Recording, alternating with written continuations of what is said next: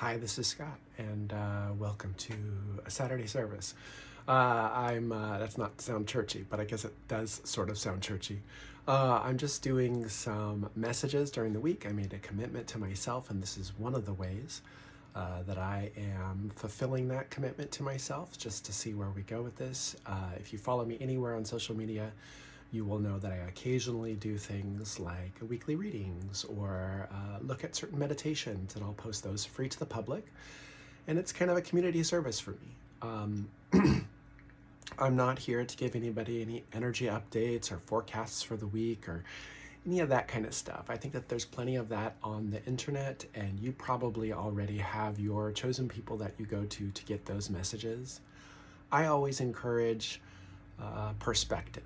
I want to, if my target is anybody, it is not people that hear me, but it is people who are listening, not listening to me, but listening with me. And so the things that I like to offer are considerations for your week ahead, regardless of who you're listening to help you tune down the volume, maybe step away from the loudness and those that are inciting fear or suspicion or conspiracy, or whipping you into a frenzy to buy things from them. And, all of that's, great. I think it's great to support creators and makers and artisan and craftspeople, but it's all monetized in a really funny way. So I'm just trying to sort of take a plow through that and just sort of like break up the field there of that energy so that we have something that's more conversational and more awareness driven for consideration. So this week, we have moved into Taurus. We've moved out of that Aries energy, and so we have that overlap of Taurus and Aries.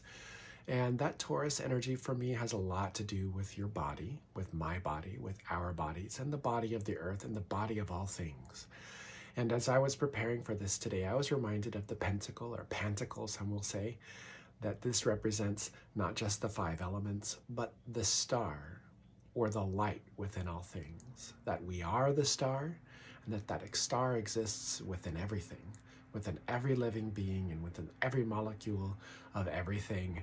We're all stars, we're all stardust. It's a popular saying, but it really has a lot of significance, that there is a light within us and there's a light within all things. So I wanted to lead with that. Remember that regardless of the season, but particularly because we are in Taurus, it is about the light within matter, the light within things, and an appreciation and a consideration, a looking closely at what that is.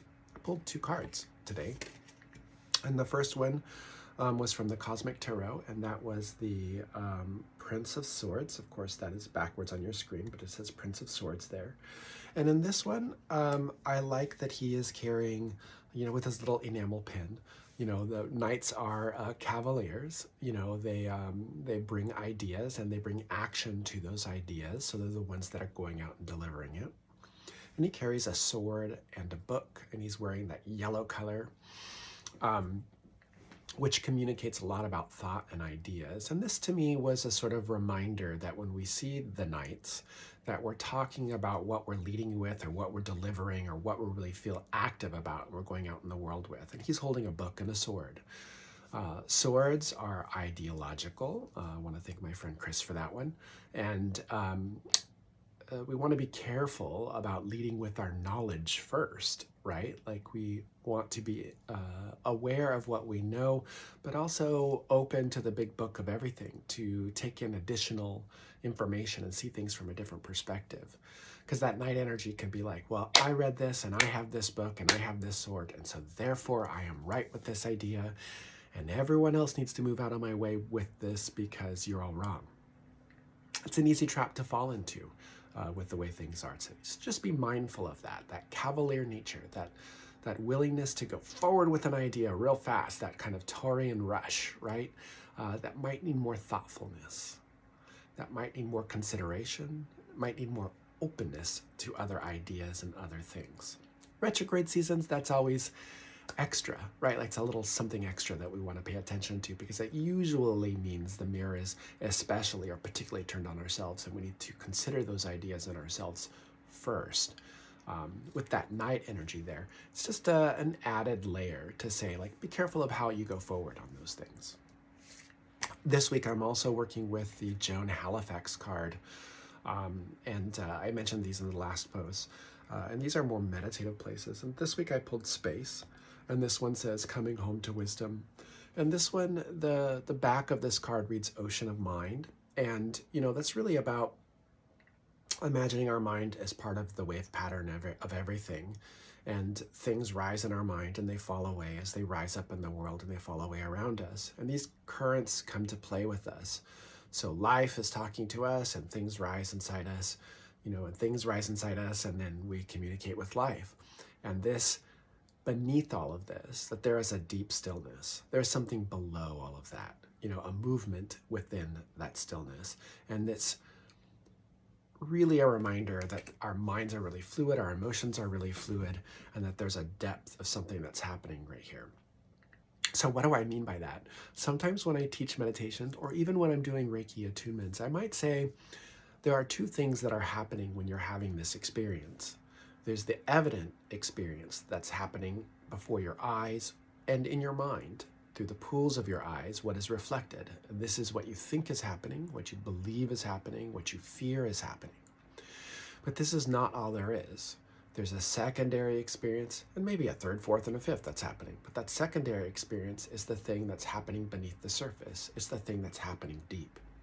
And that goes back to that Taurus energy, right? It goes back to that Taurus energy, which says, we're experiencing that star within. We're touching that nature's fire. We're touching that light within all things as it's manifested in the world. So there are two realities that are happening here, right? There's two experiences that we can tap into.